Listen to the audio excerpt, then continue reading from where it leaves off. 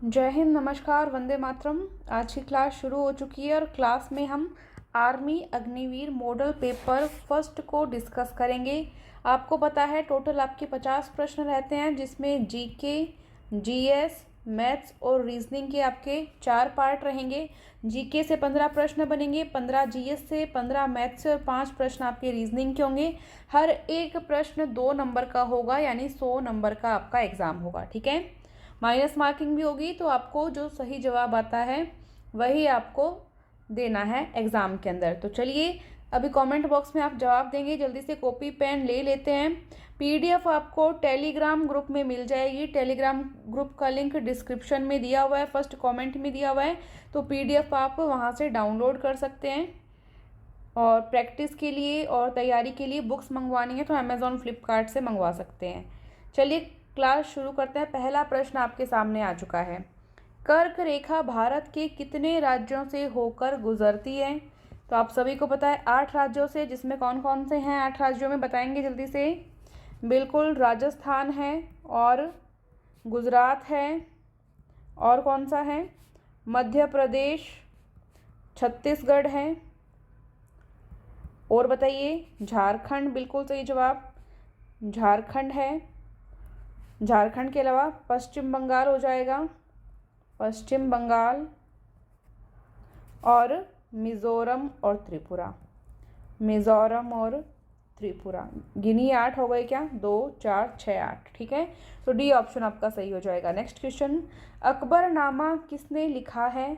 तो ये अकबर के दरबारी थे अबुल फजल, उसके द्वारा लिखा गया है। नेक्स्ट क्वेश्चन, क्योटो प्रोटोकॉल का प्रथम शिखर सम्मेलन किस देश में आयोजित किया गया? क्योटो प्रोटोकॉल कार्बन डाइऑक्साइड से संबंधित था। उसके उत्सर्जन से वातावरण में जो तापमान में निरंतर वृद्धि हो रही थी, उसके लिए ये लाया गया था स्कीम जो है। और ये जापान का क्योटो शहर है, वहाँ पे आयोजित हुआ, तो सी ऑप्शन सही होगा, जापान। नेक्स्ट क्वेश्चन, निम्नलिखित का आपको मिलान करना है। नृत्यांगना एक साइड दी गई है, यहाँ पे उनका नृत्य शैली दिया हुआ है, अब आपको मिलाना है। राधा रेड्डी आपको पता है कुचिपुड़ी से संबंधित है। पद्मा सुब्रमण्यम का संबंध भरतनाट्यम से है। सितारा देवी का संबंध कथक से है। तो इस तरह से आपका सी ऑप्शन सही हो जाता है। नेक्स्ट क्वेश्चन, माधुरी दीक्षित किस भारतीय नृत्य कला से संबंधित है? वैसे तो आपको पता है ये एक्ट्रेस हैं, और अगर इनके नृत्य शैली की बात की जाए तो ये हो जाएगी कथक। कथक में इन्होंने ट्रेनिंग ली थी। नेक्स्ट क्वेश्चन, सतीश धवन अंतरिक्ष केंद्र कहाँ पे स्थित है? ये है श्रीहरिकोटा में, ए ऑप्शन सही होगा। निम्न में से किस प्रतिहार राजा ने प्रमाण की उपाधि ली थी? प्रमाण की उपाधि, बहुत ही फेमस राजा हुए थे गुर्जर वंश के अंदर, मिहिर भोज, बिल्कुल ए ऑप्शन आपका सही हो जाएगा। नेक्स्ट क्वेश्चन, डॉक्टर अंबेडकर के अनुसार कौन सा अनुच्छेद यानी कि आर्टिकल भारतीय संविधान का सबसे महत्वपूर्ण आर्टिकल है? आपको एक प्रश्न ऐसे मिलता है कि संविधान की आत्मा डॉक्टर अंबेडकर ने किसे कहा? इन्होंने कहा अनुच्छेद 32 यानी 32 को, इसके अंदर मौलिक अधिकारों की रक्षा के बारे में बताया गया है। ठीक है, तो सी ऑप्शन आपका सही हो जाएगा, 32। नेक्स्ट क्वेश्चन, मलेरिया फैलाने वाले रोगाणुओं की खोज किसने की थी? मलेरिया फैलाने वाले रोगाणुओं की खोज किसने की थी? ये चार्ल्स लुई अल्फोंस लेवेरन ने की थी। चार्ल्स लेवेरन भी याद रखें, इतना भी बहुत है। ठीक है, और एक क्वेश्चन आपके एग्जाम में आया था विषाणु से संबंधित, विषाणु की खोज किसने की थी? इस टाइप का प्रश्न था कुछ, तो इवानोविस्की यहाँ का राइट आंसर था, इवानोविस्की। इसको नोट करेंगे, ये प्रश्न आर्मी के एग्जाम में आया हुआ है, नोट कर लिया। चलिए नेक्स्ट क्वेश्चन पे चलते हैं। कोणार्क का सूर्य मंदिर किसने बनवाया था? तो ये नरसिंह देव प्रथम के द्वारा बनवाया गया था, ओडिशा में। ओडिशा के पुरी जिले में है ये, ओडिशा में। ये प्रश्न भी आया हुआ है, कोणार्क का सूर्य मंदिर कहाँ है? ओडिशा में है, पुरी जिले के अंदर आता है ये, नोट कर लेंगे। नेक्स्ट क्वेश्चन, निम्नलिखित में से कौन सा एक प्रसिद्ध गायक है? प्रसिद्ध गायक कौन से हैं इसमें? तो पंडित जसराज जी हो जाएंगे यहाँ पे, पंडित जसराज जी मेवाती घराने से हैं ये। नेक्स्ट क्वेश्चन देखेंगे, निम्नलिखित में मिलान करना, आपको इधर देश दिए हैं, यहाँ पे उनकी मुद्रा दी है, जैसे भारत की मुद्रा रुपया है, वैसे ही आपको इन सब की मुद्रा का मिलान करना है। आपको बांग्लादेश की तो पता ही है, टका, जैसे जैसे आपको आता जाए वो मिलाते जाइए, ठीक है। म्यांमार की पता है हमें, म्यांमार की क्या होती है, म्यांमार को मिला दिया। मालदीव की पता है क्या, मालदीव की राष्ट्रीय मुद्रा रुपया बोलते हैं इसको हम। और भूटान की कौन सी बच गई फिर राष्ट्रीय मुद्रा, नगुल त्रुम, ठीक है। तो ये हमने इस तरह से मिला लिया है और ऑप्शन सी में मिल रहा है, तो सी ऑप्शन राइट कर देंगे। नेक्स्ट क्वेश्चन, तमिलनाडु में जल्लीकट्टू किस त्योहार का एक हिस्सा है? ये पोंगल त्योहार का हिस्सा है, ठीक है, तमिलनाडु में मनाया जाता है मुख्यतः। चक्रीय बेरोजगारी का अर्थ क्या है? चक्रीय बेरोजगारी का अर्थ क्या है? जब बेरोजगारी के अंदर अर्थव्यवस्था में, मतलब जो है पूंजी में ऊंच नीच आती है, कम ज़्यादा जो है अंतर आ जाता है, तब ये चक्रीय बेरोजगारी से संबंधित होता है। तो व्यापार चक्र में मंदी के दौरान बेरोजगारी, ए ऑप्शन सही हो जाएगा, ठीक है। नेक्स्ट क्वेश्चन, भारत के साथ किस देश की स्थलीय सीमा सबसे छोटी है? वैसे तो आपको पता है पीओके जो पाक अधिकृत कश्मीर है उसकी अफगानिस्तान के साथ पहले सीमा लगती थी जो सबसे छोटी होती थी, लेकिन ऑप्शंस के आधार पर और वर्तमान में देखेंगे तो भूटान के साथ सबसे छोटी स्थलीय सीमा लगती है और सबसे अधिक स्थलीय सीमा बांग्लादेश के साथ लगती है। ये प्रश्न आर्मी में आया हुआ है, इसको नोट करेंगे।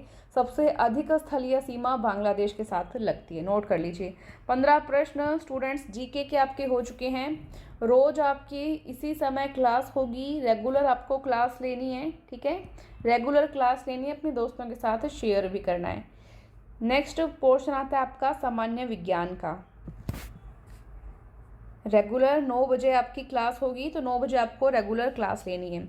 चलिए सामान्य विज्ञान स्टार्ट करते हैं। मानव शरीर के किस हिस्से में वसा का पूर्णतया पाचन होता है?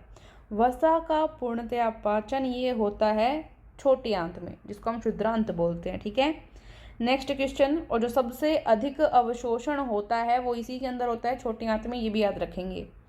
सामान्यतः धातुएं होती है, धातुओं में क्या गुण होता है? आघात वर्धनीयता का गुण होता है, पतली पतली चादर बना सकते हैं उसको पीट पीट के। तन्यता का गुण होता है, पतले तार उससे निकाले जा सकते हैं। कुचालक नहीं होती भाई, सुचालक होती है, ऊष्मा की सुचालक होती है। तो पहला और दूसरा सही है, ए ऑप्शन सही हो जाएगा, ठीक है। नेक्स्ट क्वेश्चन, धातु यानी मेटल, समझ रहे हैं।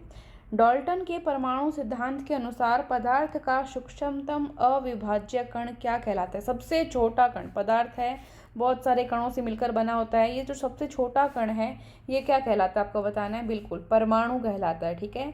नेक्स्ट क्वेश्चन, त्वरण का एसआई मात्रक क्या होता है? देखो इसको हम इस तरह से लिख सकते हैं, मीटर प्रति सेकंड स्क्वायर, या इसको ऐसे भी लिखा जा सकता है, ठीक है। तो बी ऑप्शन आपका सही है, मीटर प्रति सेकंड स्क्वायर त्वरण का।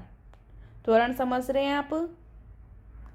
वेग में परिवर्तन की दर, कोई भी वस्तु है उसके वेग में परिवर्तन की दर ही त्वरण कहलाती है। एक्सेलरेशन बोलते हैं हम इसको इंग्लिश में। और अब 20वें प्रश्न पे हम आ चुके हैं, गर्म वायु, और उसके आगे क्या इन चारों ऑप्शन में से सेट होगा वो आपको बताना है। गर्म वायु, सी ऑप्शन पे आइए। गर्म वायु जो है वो ठंडी वायु से हल्की होती है, गर्म वायु ठंडी वायु से हल्की होती है। तो धरती के संपर्क में जो वायु है, धरती के आसपास का टेम्परेचर अधिक होता है, तो आसपास की वायु गर्म होके हल्की होके ऊपर चली जाती है, और ऊपर जो ठंडी वायु होती है वो भारी होती है और वो उसकी जगह नीचे आती रहती है, ऐसा होता है, ठीक है। ये प्रोसेस है और ऑप्शन सी सही हो जाएगा। गर्म वायु ठंडी वायु से हल्की होती है और इसलिए गर्म हवा ऊपर उठती है, ऊपर की तरफ जाती है, सी ऑप्शन सही हो जाएगा। नेक्स्ट क्वेश्चन, निम्नलिखित में से कौन सा अक्षय प्राकृतिक संसाधन है, मतलब नवीनीकरण जिसको हम बोल सकते हैं, मतलब जो खत्म ना हो, जैसे सूर्य की ऊर्जा है, पवन ऊर्जा है, तो वायु हो जाएगा इसमें, जो खत्म ना हो। पौधों द्वारा नाइट्रोजन किस प्रकार ली जाती है? देखो नाइट्रोजन हुआ, फास्फोरस हुआ, पोटाश हुआ, ये पोटेशियम हुआ, ये सब क्या होता है, जो पौधा होता है मिट्टी से प्राप्त करता है। कैसे प्राप्त करता है? मिट्टी से प्राप्त करता है। सभी को ऑप्शन दिख रहे हैं प्रश्न नंबर 22 के, ठीक है, मिट्टी से प्राप्त करता है। अब ऑप्शन देखेंगे, अकार्बनिक नाइट्रेट अथवा नाइट्राइट के रूप में सही है, कार्बनिक पदार्थों के रूप में सही है, सीधे वायुमंडल से नहीं लेता भाई, मिट्टी वगैरह इनसे लेता है, ठीक है। तो फर्स्ट और सेकंड किस में सही है? ए ऑप्शन में सही है, तो ए को राइट कर लोगे आप, ठीक है। नेक्स्ट क्वेश्चन, निम्नलिखित में से कौन सा न्यूक्लियॉन नहीं है? पहले तो आपको पता होना चाहिए न्यूक्लियॉन क्या कहते हैं किसको हैं। ये जैसे परमाणु है, परमाणु के अंदर क्या होता है, एक नाभिक होता है, न्यूक्लियस होता है, इसमें होता है एक प्रोटॉन और एक होता है न्यूट्रॉन। प्रोटॉन और न्यूट्रॉन, इसको हम क्या कहते हैं, न्यूक्लियॉन कहते हैं भाई। क्या कहते हैं, न्यूक्लियॉन कहते हैं। इसमें प्रोटॉन और न्यूट्रॉन होता है, मतलब कौन नहीं होता, इलेक्ट्रॉन नहीं होता, तो बी ऑप्शन से हमें नहीं चुनना था। ठीक है, नेक्स्ट क्वेश्चन, बेकिंग सोडा का प्रयोग किस में होता है? पहले तो फटाफट से बेकिंग सोडा का सूत्र बता दीजिए क्या होता है, और रासायनिक नाम भी बता दीजिए क्या होता है। तो बेकिंग सोडा का रासायनिक नाम होता है सोडियम बाइकार्बोनेट। सोडियम बाइकार्बोनेट आता था सभी को। सूत्र और बताइए जल्दी से, ये एग्ज़ाम में पूछा गया है इसीलिए मैं आपसे पूछ रही हूँ। तो ये हो गया, ठीक है, एक प्रश्न इस तरह से आता है, नोट कर लेंगे। अब बताइए कि किस में प्रयोग होता है? बेकिंग पाउडर बनाने में बिल्कुल होता है, सोडा अम्ल अग्निशामक में बिल्कुल होता है, पेट में अम्ल की अधिकता को उदासीन करने में बिल्कुल होता है। सारे ही सही हैं क्या? सारे ही सही हैं, तो फर्स्ट, सेकंड और थर्ड सारे सही हैं। ठीक है, नेक्स्ट क्वेश्चन, जीवों का उनके विकास के संबंधों का प्रतिबिंब है, खाली स्थान में क्या आएगा? जीवों का जो वर्गीकरण है उनके विकास के संबंधों का प्रतिबिंब है। और ये वर्गीकरण के पिता किसको कहते हैं? ये क्वेश्चन पूछा जाता है अक्सर एग्जाम में, तो ये लीनियस को कहते हैं।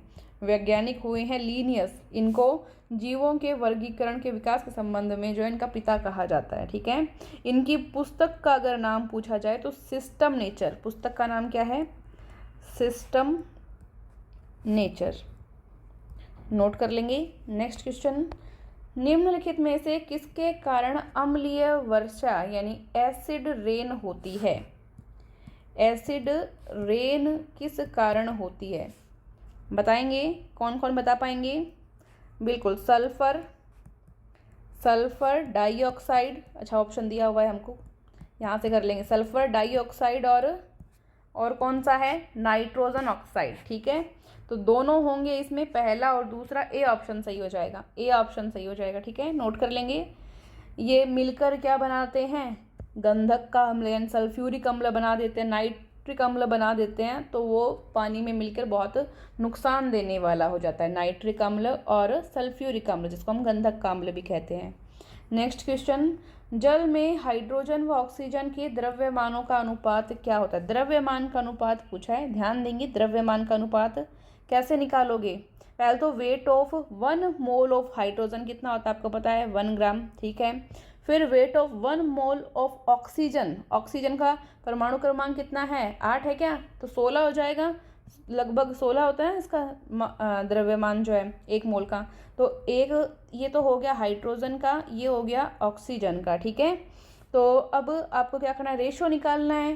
तो हाइड्रोजन की संख्या कितनी है हमारे पास? परमाणु की 2 है, ऑक्सीजन की 1 ही अणु है आपको पता है, तो हाइड्रोजन का 1 ग्राम होता है, तो 2 गुणा 1 कर देंगे।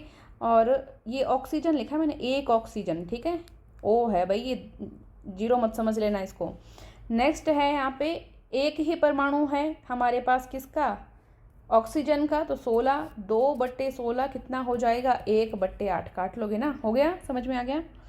Mass of hydrogen 1 gram, mass of 1 mole of oxygen, ठीक है, कितना हो गया? 16 ग्राम। अब हाइड्रोजन के हमारे पास 2 परमाणु होते हैं, सूत्र पता है ना, H2O, हाइड्रोजन के 2 परमाणु, इसलिए 2 से गुणा किया है भाई 1 को, और ऑक्सीजन का 1 ही होता है, इसलिए 16 को 1 से गुणा किया है, 2/16 आ गया, 1/8 हो जाएगा, 1:8, बी ऑप्शन सही है। ठीक है, नेक्स्ट क्वेश्चन, यदि एक वस्तु सीधी रेखा में चलती है और इसका वेग समान समय अंतराल में समान रूप से बढ़ता है या समान रूप से घटता है, तो वस्तु के त्वरण को क्या कहते हैं? 9th क्लास में अगर आपने पढ़ा हो ध्यान से, तो गति वाला, मोशन वाला चैप्टर 10th क्लास में भी है, 9th और 10th की साइंस जिस स्टूडेंट ने बहुत ही सही तरीके से पढ़ी है वो इस सवाल को फटाफट कर देगा। बिल्कुल जवाब दीजिए। एक समान त्वरण कहा जाता है, इस त्वरण को हम कहते हैं एक समान त्वरण। ठीक है, नेक्स्ट क्वेश्चन देखो, ये इस टाइप का क्वेश्चन आया हुआ था। ठंडी वायु क्या होती है? ठंडी वायु भारी होती है। ठंडी वायु क्या होती है आपको पता है? भारी होती है। और ये गर्म वायु की जगह ले लेती है, गर्म वायु हल्की होती है, गर्म वायु ऊपर चल जाती है, ठंडी वायु क्या हो जाती है, नीचे आ जाती है। ये क्वेश्चन आपने पढ़ा था। तो ठंडी वायु गर्म हवा से भारी होती है, अतः ठंडी वायु नीचे की ओर बैठ जाती है। डी ऑप्शन सही है। ये दो तरह के प्रश्न आ गए। अक्सर एग्जाम में सेम तरह के दो प्रश्न नहीं आते हैं, लेकिन आपका कॉन्सेप्ट क्लियर हो जाए इसलिए ये दोनों प्रश्न यहाँ पे दिए गए हैं। नेक्स्ट क्वेश्चन, दो पिंडों के बीच गुरुत्वाकर्षण का बल उनके द्रव्यमानों के गुणनफल के क्या होता है, समानुपाती होता है। F समानुपाती m1 m2 पढ़ा है ना, F समानुपाती m1 m2। m1 पहले ऑब्जेक्ट का या पिंड बोल सकते हो उसका द्रव्यमान है, और m2 दूसरे पिंड का द्रव्यमान है। इन दोनों का गुणा करते हैं तो जो गुरुत्वाकर्षण बल लग रहा है वो इसके समानुपाती होता है भाई। तो डी ऑप्शन क्या हो जाएगा, सही हो जाएगा। 9th क्लास में है ये रूल, 9th क्लास में साइंस में पढ़ा हो तो आपने, ठीक है। तो डी ऑप्शन सही होगा। देखो आपके जीके और साइंस के प्रश्न हो चुके हैं, लगभग 15 मिनट की क्लास हो चुकी है। अब आपके मैथ्स और रीजनिंग के प्रश्न बचे हैं। मैं बता रही हूँ एक बार फिर आपको कि Telegram group Taruna defence academy और ऐप डाउनलोड कर लें प्ले स्टोर से, तरुणा डिफेंस एकेडमी, आपको पीडीएफ मिल जाएगी, ठीक है। अब भाग 3 पे आप आ चुके हो, गणित आपको करनी है। ये इस तरह से प्रश्न आपके सामने है, प्रश्न आपके सामने आपको दिखाई दे रहा है, इसको आप सोल्व करेंगे। देखिए मैं एक बार लिख लेती हूँ। बिल्कुल हम ज़ीरो से चलेंगे क्योंकि बहुत सारे स्टूडेंट हमारे पास ऐसे भी होते हैं जिनके पास मैथ्स नहीं रही होती और उनको मैथ्स करने में दिक्कत आती है, ठीक है। तो देखो 121 का अंडर रूट आपको करना है। 11 होता है कि 11 को 11 से गुणा करते हैं 121 आता है, तो इसकी जगह हम क्या लिखेंगे, 11 लिखेंगे। प्लस में यहाँ पे क्या है, 70 है। अब 70 के अंदर हम 11 जोड़ते हैं तो 81 हो जाता है। 81 का अंडर रूट अगर हम करते हैं तो कितना हो जाता है, 9 हो जाता है। तो ये 91 प्लस 9 हो जाएगा अंदर, जिसको हम जोड़ेंगे तो 100 हो जाएगा। 100 का अंडर रूट आपको पता है कितना होता है, 10 होता है। आगे से आगे बस आपको सवाल करते जाना है, ईजी है, देख के डरना नहीं है। 10 उत्तर आ जाएगा, डी ऑप्शन सही है, ठीक है। नेक्स्ट क्वेश्चन आपके सामने यहाँ पे आ चुका है कि ये ए, बी और सी तीन भिन्न दी हुई है, इनमें से कौन सा सत्य है वो बताना है, मतलब छोटी बड़ी आपको निकाल के देखनी है। मैं यहीं पे आपको करके बता देती हूँ। ए है, इसमें 11 में 13 का भाग देना है। 11 में 13 का भाग दोगे तो लगभग 1 मिनट, पेन जो है थोड़ा स्मॉल कर लेते हैं, 0.846 के अराउंड आएगा। 13 में 14 का भाग देते हैं तो लगभग 0.928 के अराउंड आएगा। और 15 में 17 का भाग दोगे कितना आएगा, भाग दीजिए जल्दी से, 0.882 के अराउंड आना चाहिए, ठीक है। तो इनमें देखेंगे कि छोटी, सबसे पहले छोटी देखते हैं, सबसे छोटी कौन सी होगी, 0.846, उससे बड़ी 0.882, उससे बड़ी 0.928। किस किस की वैल्यू है, ये ए की, फिर सी, फिर बी, ठीक है। ए का मान क्या था, 11/13, सी का मान क्या था, 15/17, मान रखो बस, कुछ नहीं करना। बी का मान कितना है, 13/14, ठीक है। तो ये आना चाहिए आप, क्या ऑप्शन देखो कौन सा मिल रहा है, ए ऑप्शन में मिल रहा है, तो ये ऑप्शन आपका क्या हो जाएगा, सही हो जाएगा। इस तरह से करना, बस भाग ही देना था, कुछ बड़ी बात नहीं थी, भाग देना आपको आता ही है। नेक्स्ट क्वेश्चन देखो, यहाँ पे एक भिन्न दी है ए, ये बी दिया है, तो निम्न में से कौन सा ए और बी के बीच में स्थित नहीं है वो बताना है आपको। तो इसमें भी आप एक काम कर सकते हो, जैसे ये ए है, ए का मान -3/4 है, डिवाइड कर दो इसको, लगभग कितना आ जाएगा, माइनस तो है ही, 0.75 के अराउंड आएगा। बी है आपके पास कितना, 5/6, भाग दे दो जल्दी से, लगभग 0.833 के अराउंड आना चाहिए, ठीक है। तो अब क्या करो, इनके मध्य की संख्या देखो, ऑप्शन देखो, -2/5 है, इसको आप भाग दे के क्या लिख सकते हो, माइनस का 0.4 लिख सकते हो। माइनस का 7/9 है, इसको आप माइनस का 0.77 लगभग आएगा, है ना, करके देख लेना एक बार। तो इसको लिख सकते हैं, 0 का 0 ही है, -1/2 को -0.5 लिख सकते हैं। अब देख लीजिए इनके मध्य में कौन सी संख्या नहीं आ रही है, -7/9 और -3, ये कौन सी है, -3/4 और 5/6 के बीच में नहीं आ रही ना, ये वाली माइनस का 0.77, ये जो वैल्यू है आपकी, ये इनके मध्य नहीं आ रही। ये इससे ऊपर जा रही है, देख लीजिए। तो यहाँ पे आपका बी ऑप्शन क्या हो जाएगा, राइट हो जाएगा। क्या हो जाएगा, राइट। ठीक है, नोट कर लेंगे। इसमें देखो 0.75 है, इसमें 0.77 है, ऊपर जा रहा है ना, मतलब इनके मध्य में नहीं स्थित, तो बी ऑप्शन आपका सही हो जाएगा। आपको यही बताना था कौन सी इनके मध्य में नहीं आ रही है। ठीक है, इसके अलावा ये इनके मध्य में आ रही है, 0 मध्य में आ जाएगा, -0.5 इनके मध्य में आ रही है, तो बी ऑप्शन आपका सही होगा। ठीक है, बी ऑप्शन कर लेंगे। नेक्स्ट क्वेश्चन,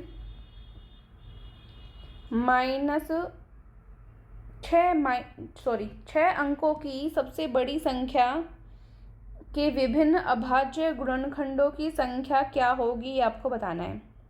6 अंक की कोई बड़ी से बड़ी संख्या लो, हम लेते हैं यहाँ पे क्या ले सकते हैं हम, 99999 6 बार। ठीक है, ले ली। इसके गुणनखंड करते हैं और फिर इसके अभाज्य गुणनखंडों की संख्या निकालते हैं।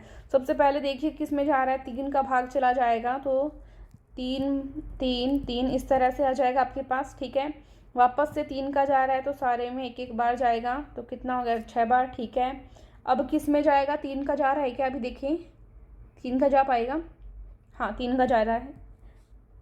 3 तिया 9 और 3 7 21, 0 3 तिया 9, 3 7 21। ठीक है, तो ये संख्या आ गई, भाग दे लेना। फिर 7 का भाग जा रहा है, 7 का भाग दो, तो 7 5 35, 2 बच जाएंगे, और 7 दूनी 14 और 7 9 63, 7 एकम 7। ठीक है, 7 का भाग दिया, वापस 7 का जा रहा है क्या, नहीं नहीं 7 का तो नहीं जाएगा, 7 का नहीं जाएगा, 11 का चला जाएगा इसमें। ठीक है, आप भाग दे के देख लेना, अगर आपको नहीं समझ में आए तो 4 बार चला जाएगा, 44 और फिर 88 और उसके बाद एक बार 11 एकम 11। अब 11 का नहीं जा रहा, अब 13 का जाएगा इसमें, तो 13 3 39, 13 7 91। ठीक है, 37 में आपको पता है 37 का जाता है, अभाज्य संख्या होती है एक बार, तो ये आपके पास आता है। यहाँ पे वैल्यूज़ देख रहे हैं, 3 बार है ना, इसको इस तरह से लिख देंगे, 7 एक ही बार है, 11 एक ही बार है, 13 एक ही बार है, 37 एक ही बार है। ठीक है, तो इस तरह से 1 2 3 4 5 हो जाएंगी आपके पास यहाँ पे गुणनखंडों की संख्या। तो ए ऑप्शन आपका क्या हो जाएगा, ऑप्शंस के आधार पर सही हो जाएगा। ठीक है, क्या ऑप्शन सही हो गया, ए ऑप्शन आपका सही हो गया। ठीक है, गुणनखंड कितने हो जाएंगे, 5 हो जाएंगे। नेक्स्ट क्वेश्चन देखेंगे, एक बैठक में जितने भी सदस्य थे उसमें से 4/25 संख्या जो है वो महिलाओं की थी। सदस्य जो संख्या है उसका प्रतिशत कितना था वो आपको निकालना है। ठीक है, महिलाएं थी, यह सदस्यों का कितना प्रतिशत था, जो महिलाओं की ये भिन्न में मान दिया हुआ, ये सदस्यों का कितना प्रतिशत है, बस आपको इसका प्रतिशत ही निकालना है। ये लैंग्वेज में क्वेश्चन दे दिया है, तो आप प्रतिशत कैसे निकालेंगे, आपको पता है 4/25 दिया है, किसी भी चीज़ का प्रतिशत निकालना हो, क्या बताया मैंने, 100 से गुणा करना है, इसको काट लीजिए। अब कैसे काटेंगे, 25 एकम 25, 25 चौके 100, 4 को 4 से गुणा करेंगे, 16% उत्तर आ जाएगा। कहाँ पे है, ये रहा, ये ऑप्शन सही है, बहुत बढ़िया। नेक्स्ट क्वेश्चन देखेंगे, 1 घंटा मिलता है आपको एग्जाम में सोल्व करने के लिए, प्रश्न आराम से हो जाएंगे। अभी हमारे को 22-23 मिनट ही हुई है। यदि 800 पर 3 वर्षों में एवं 600 रुपये पर 2 वर्षों में प्राप्त जो साधारण ब्याज है संयुक्त रूप से 180 रुपये हो, तो ब्याज की दर क्या है। आर का मान पता नहीं कितना है, ठीक है, लेकिन मूलधन दोनों दिए हैं, वर्ष दोनों दिए हैं, समय दोनों का दिया है, संयुक्त रूप से मतलब दोनों का ब्याज निकालो, जोड़ दो बराबर 180 लिखो। ठीक है, दोनों ब्याज निकालो, ब्याज फर्स्ट प्लस ब्याज सेकंड बराबर 180। ब्याज निकालने का सूत्र आपको पता है, मूलधन गुणा दर गुणा समय बट्टे 100, PRT/100 बोलते हैं इसको। क्या बोलते हैं, PRT/100, P for principal, R for rate, T for time. ठीक है, सूत्र लगाओ जल्दी से। मूलधन क्या है, पहले में 800 है तो 800, समय की दर आपको पता नहीं, दर R लिखेंगे, समय कितना है 3 वर्ष है ना, 3 लिखो। ठीक है, बटे में 100, इसके अंदर जोड़ना है हमें भी, बाकी जो दूसरे वाला उसको। दूसरा मूलधन कितना है 600, दर आपको पता नहीं, R मान रखी है, समय कितना है 2 बटे में 100 बराबर कितना लेना है 180, क्योंकि संयुक्त रूप से ब्याज कितना है 180। चलो अब इसको सोल्व करो। 800 में देखो ये 2 ज़ीरो से ये 2 ज़ीरो तो इसमें कट गए, ठीक है, कोई दिक्कत नहीं है। अभी पेन चेंज करते हैं, थोड़ा सा समझ में आया आपको। 8 तिया 24 आर, ये नीचे कट ही गया पूरा, एक बचा, उसका कोई अर्थ नहीं, भाग देंगे सेम ही आएगा। तो 6 दूनी 12 आर बराबर 180। 24 आर में 12 आर आप जोड़ देंगे, कितना हो जाएगा आपके पास 36 आर बराबर 180। अब आर यहाँ पे रखेंगे, एक 36 यहाँ पे गुणा में है, भाग में आ जाएगा, इसको डिवाइड करेंगे, आर का सीधा सीधा मान आ जाएगा आपके पास 5%, ठीक है। तो ऑप्शन देखें बिल्कुल मिल रहा है, ए ऑप्शन में आपका जवाब आपको मिल चुका है, ठीक है। इस तरह के प्रश्न आते हैं, अच्छा प्रश्न है ये, थोड़ा हार्ड लेवल का ही मान सकते हैं, बाकी इससे इजी ही प्रश्न आते हैं। आपसे डायरेक्ट कई बार मूलधन निकालना पूछ लेता है, डायरेक्ट कई बार ब्याज ही पूछ लेता है, तो वो सब इसमें आपका क्लियर हो चुका है कि कैसे निकालते हैं। नेक्स्ट क्वेश्चन है 37। ए एक कामगार के रूप में बी से 2 गुना अच्छा काम करने में कार्यकुशल है तथा एक साथ मिलकर वे किसी कार्य को 18 दिनों में पूरा कर लेते हैं। दोनों मिलकर, ए और बी दोनों मिलकर कोई काम को कितने दिन में पूरा कर रहे हैं 18 दिन में। बी उस काम को अकेले कितने दिन में पूरा करेगा बताना आपको, अकेले कितने दिन में पूरा करेगा ये आपको बताना है, ठीक है। आपको पता है ए और बी की कार्य कुशलता का अनुपात देखें तो ए 2 गुना काम करता है ना, बी 1 गुना ही काम करता है, ठीक है। तो आपको पता है इनका अनुपात का अगर आप जोड़ करोगे तो कितना हो जाएगा 3 हो जाएगा। अनुपातों का जोड़ कितना हो जाएगा 2 + 1 3 हो गया, ठीक है।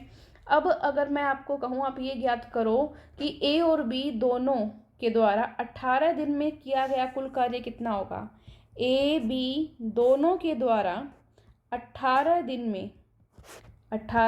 में किया गया कुल कार्य, देखो थोड़ा समय लगेगा पर आपके कॉन्सेप्ट क्लियर होंगे। कुल कार्य कैसे निकालोगे आप, इनके अनुपातों का योग आपको पता है 3 है, दिन कितने लगे हैं 18, तो काम कितना आ जाएगा 18 गुणा 3 कितना 54 कार्य उन्होंने कर दिया, 54 कार्य का भाग उन्होंने कर दिया। अब आपको निकालना है बी अकेला 54 कार्य कितने दिन में करेगा, कितने दिन में करेगा। जब भी आपसे इस तरह पूछा जाए आप क्या करते हैं, जो कार्य होता है उसमें उसकी क्षमता का भाग देते हैं, कार्य में उसकी क्षमता का भाग देते हैं। कार्य कितना है 54, क्षमता कितनी है इसकी 1, तो 54/1 मतलब 54 ही, 54 दिन लगेंगे उसको, 54 दिन लगेंगे उसको अकेले वो कार्य पूरा करने में, कार्य खत्म करने में। इस तरह से ये प्रश्न हुआ। एक बार अगर दोबारा आप देखना चाहो तो मैं आपको बता सकती हूँ। देखिए ए और बी दोनों मिलकर एक काम करते हैं 18 दिन में, एक काम मिलके करते हैं 18 दिन में।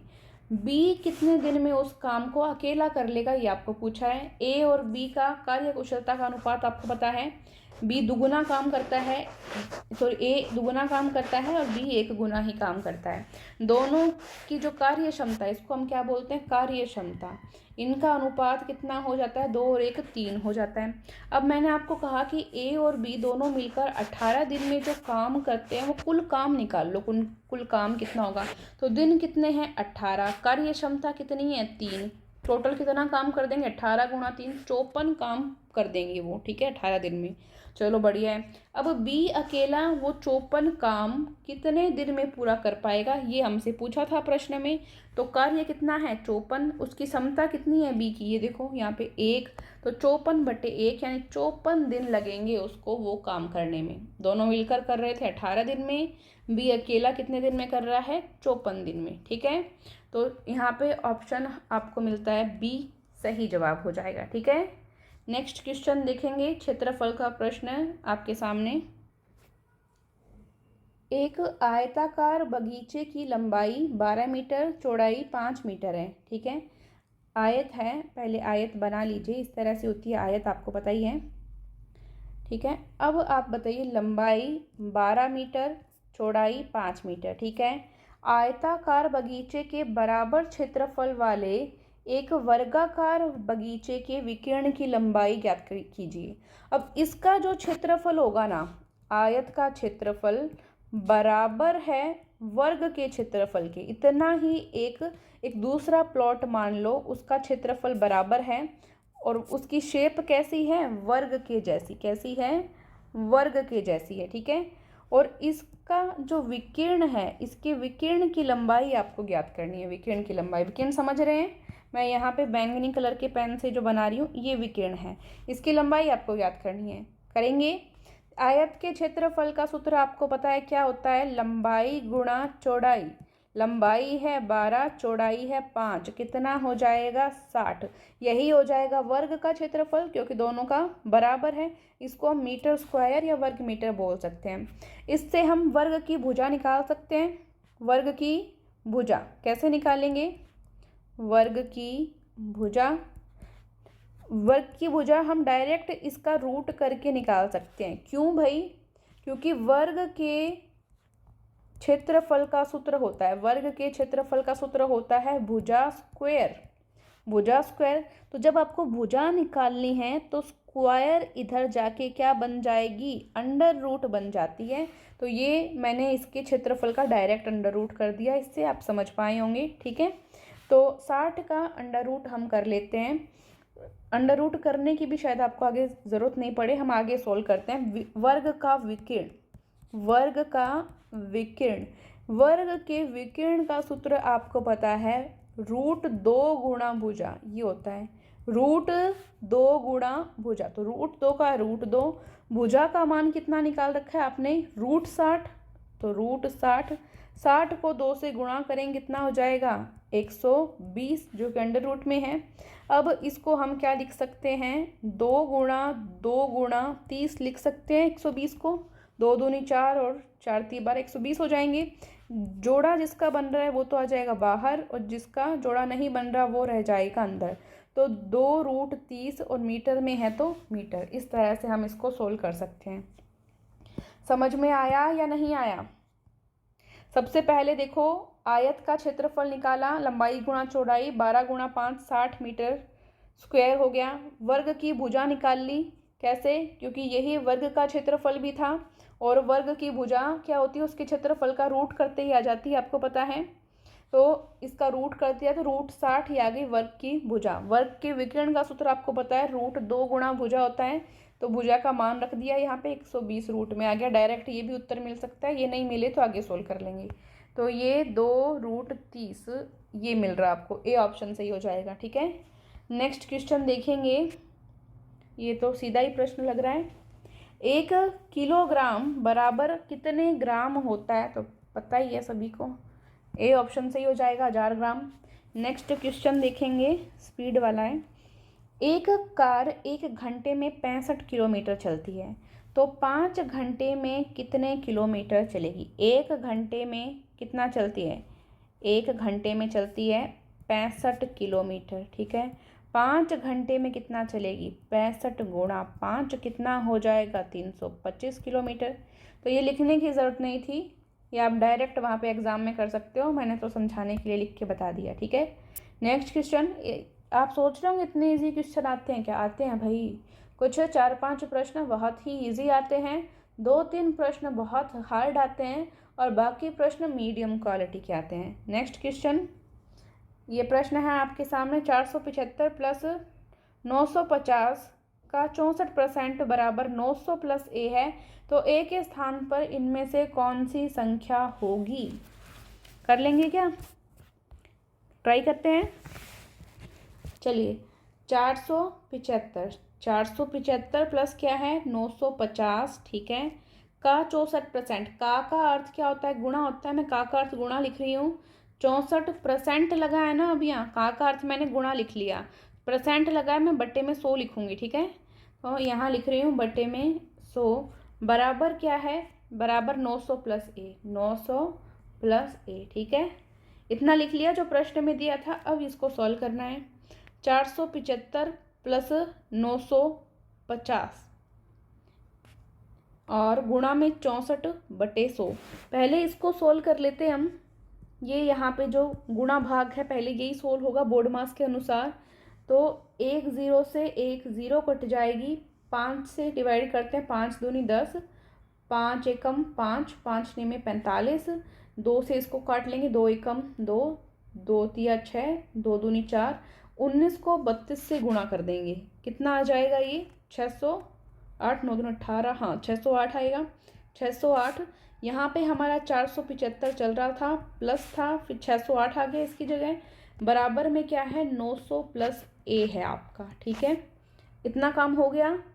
अब क्या करना है, इन दोनों को आपस में जोड़ लो, कितना हो जाएगा लगभग ये 3 और 801, ये हो गया, बराबर 900 प्लस ए, देख लेना एक बार कहीं गलती नहीं हो जाए।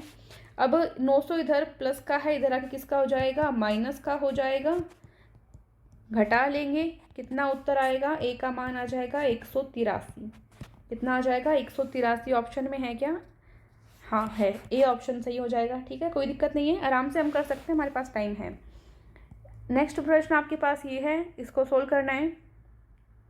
देखो ये वैल्यू और ये वैल्यू सेम है, ये वैल्यू और ये वैल्यू सेम है, कुछ याद आ रहा है, 8वीं क्लास में सूत्र पढ़ा है, a plus b, a minus b बराबर क्या होता है, a square minus b square, पढ़ा है ना।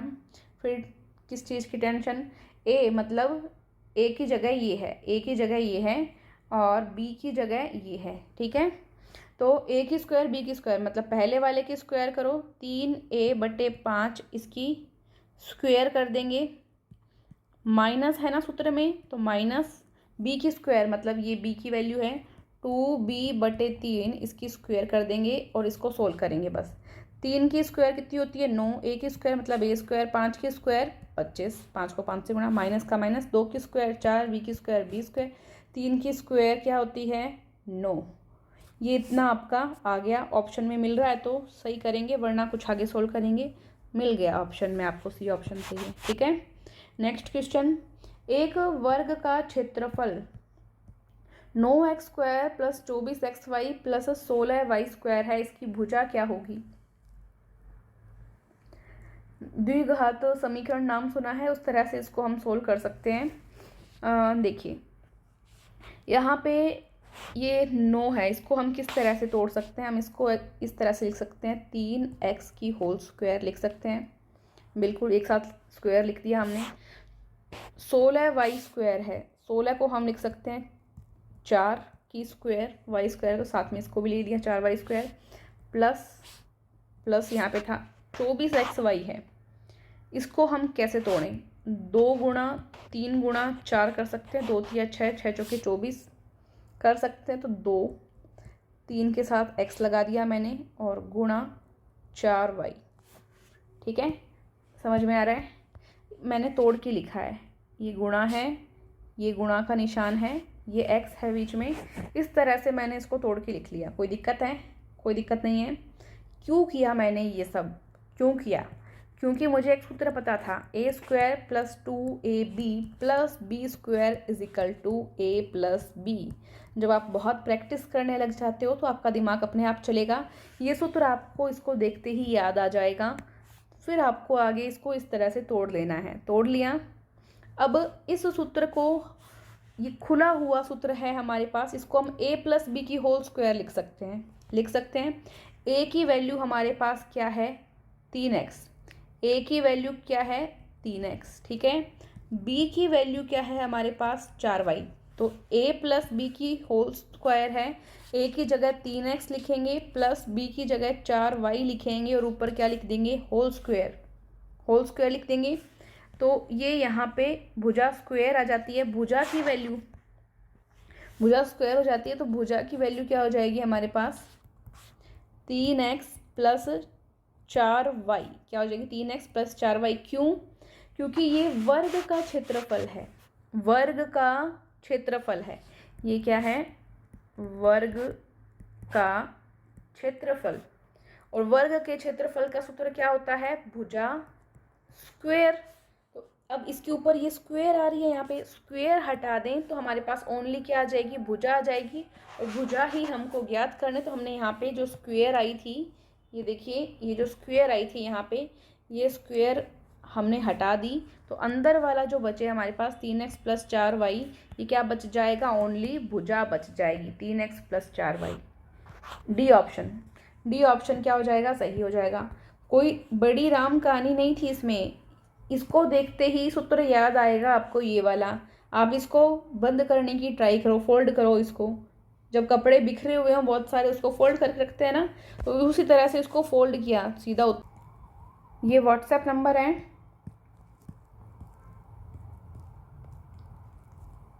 तरुणा पब्लिकेशन के टेक्निकल टीम के। तो आपको यहाँ पे समझा दिया जाएगा। अगर आपको कुछ नहीं समझ में आए तो आप वापस या तो पॉज करके रिवर्स करके भी देख सकते हैं, या फिर आप इस पर स्क्रीनशॉट लेके भेज सकते हैं अगर आपको कुछ नहीं समझ में आए। ठीक है, नेक्स्ट क्वेश्चन देखते हैं, क्षेत्रफल से है। एक समचतुर्भुज के विकर्ण 5 सेमी और 7 सेमी के हैं, इसका क्षेत्रफल क्या होगा। समचतुर्भुज के क्षेत्रफल का सूत्र क्या होता है, 1/2 गुणा विकिरणों का गुणनफल, यही सूत्र होता है, विकिरणों का गुणनफल। ठीक है, तो 1/2 विकिरण कितना है, 5 और 7, तो 5 और 7 कितना हो जाएगा, ये 5 7 35, 35 में 2 का भाग देंगे कितना आ जाएगा, 17.5 आता है, सेमी स्क्वायर या वर्ग सेमी। ठीक है, तो देखो तो 17.5 सेमी स्क्वायर, बी ऑप्शन सही होगा। ठीक है, नेक्स्ट क्वेश्चन।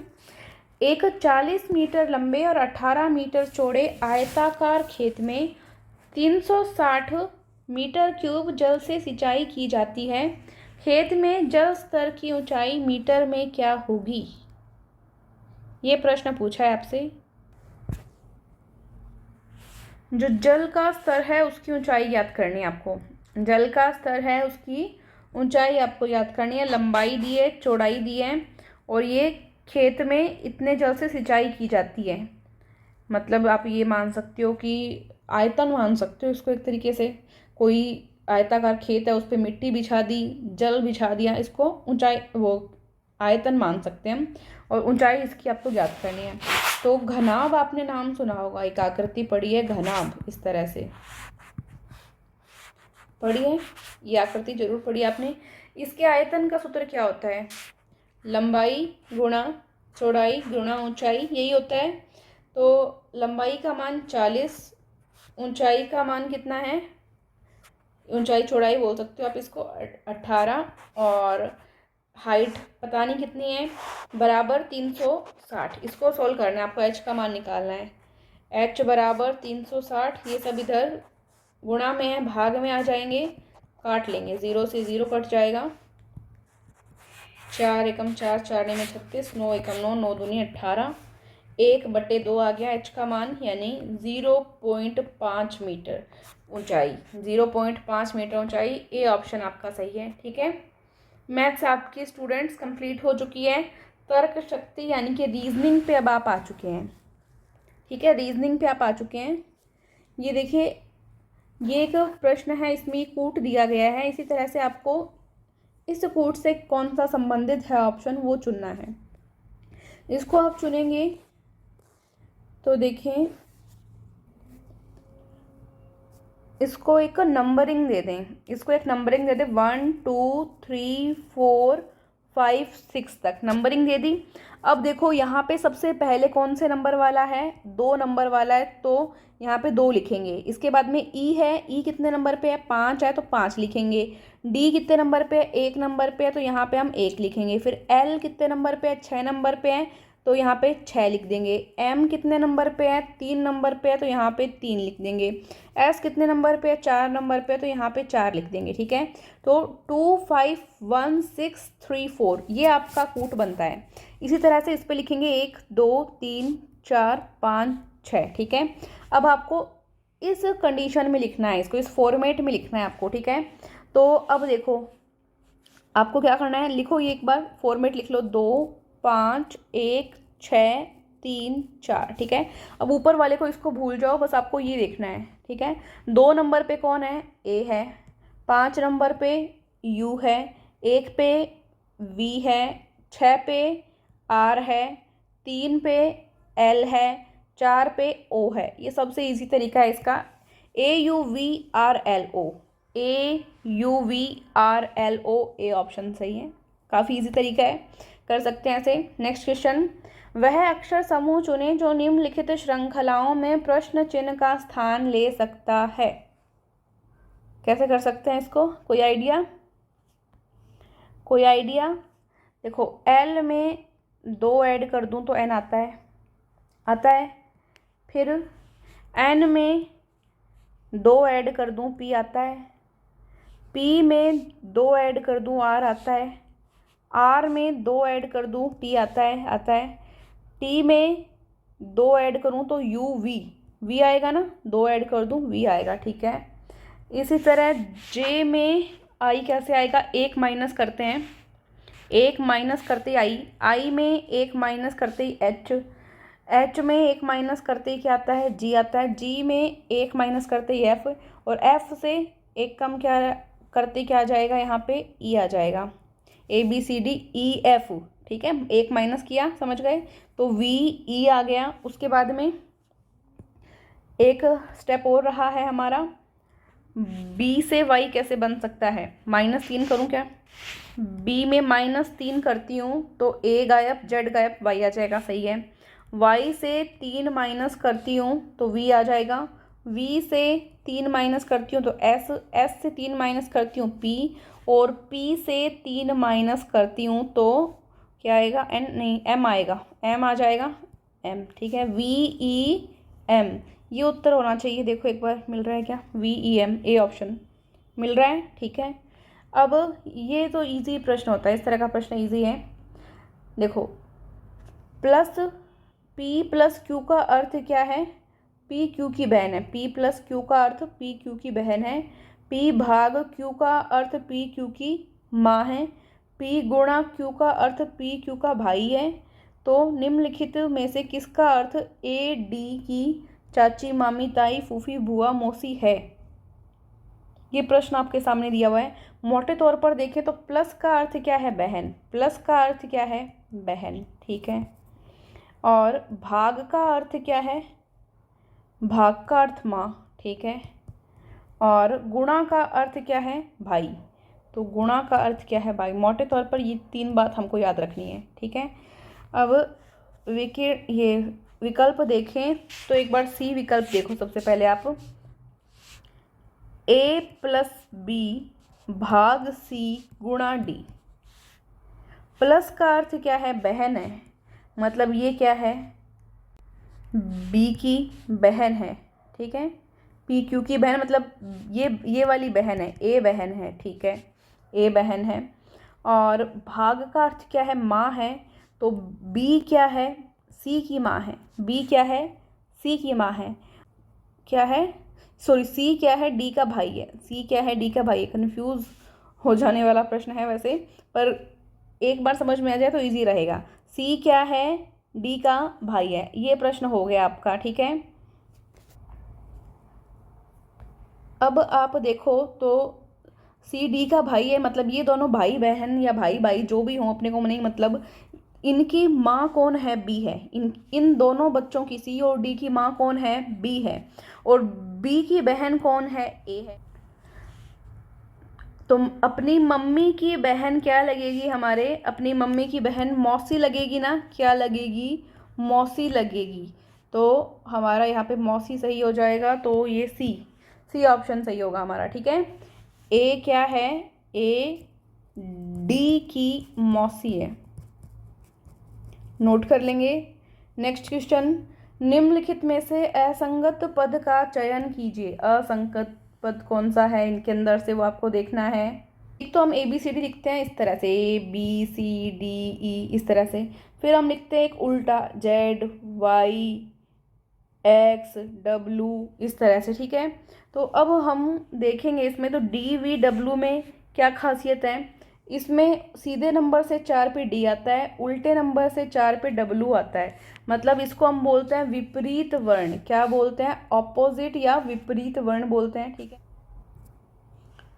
और V में +1 करते ही W आ रहा है, V के जस्ट बाद में W आता है, ठीक है, V में जस्ट बाद W आता है। इसी तरह से इसमें देखें तो G और T एक दूसरे के अपोजिट हैं, ठीक है, और एस में एक जोड़ते ही टी आता है, ठीक है, ये हो रहा है। और जे के जस्ट अपोजिट कौन सा होता है, ए बी सी डी याद हो तो क्यू हो जाएगा, क्यू हो जाएगा, ठीक है। और पी में एक जोड़ते ही क्यू भी आ रहा है, ये भी ठीक है, इस तरह से हो रहा है। अब एम एन के में देखें तो एम के विपरीत के होना चाहिए, जो कि नहीं है। एम के विपरीत वर्ण एन होता है, जो कि बीच में आ गया, और हमको फिर इससे एक ज़्यादा लेना था, तो ये हमारा सिस्टम सेट नहीं हो पाया, तो डी हो जाएगा। यहाँ पे कौन सा असंगत चुनना था, तो डी हो जाएगा, ठीक है। हमको ये वाला पद, ये इसके अपोजिट आ रहा था, लास्ट वाला देख रहे हो, लास्ट वाला अपोजिट, विपरीत कौन सा आ रहा था, ये वाला, बाहर वाले आपस में। तो इस तरह से डी ऑप्शन हमारा सही हो जाएगा। प्रश्न नंबर लास्ट, वह विकल्प चुनें जिसमें पदों के बीच वही संबंध है जो दिए गए पद युग्म के बीच है। मतलब वर्ग का अर्थ 4, वर्ग में कितनी भुजाएं होती है आपको पता है, 1 2 3 और 4। इसी तरह से अष्टभुज में 8 भुजाएं होती है, तो डी ऑप्शन सही हो जाएगा।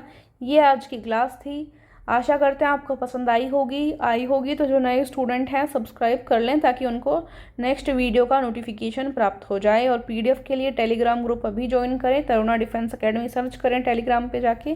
Thank you so much. जय हिंद, जय भारत।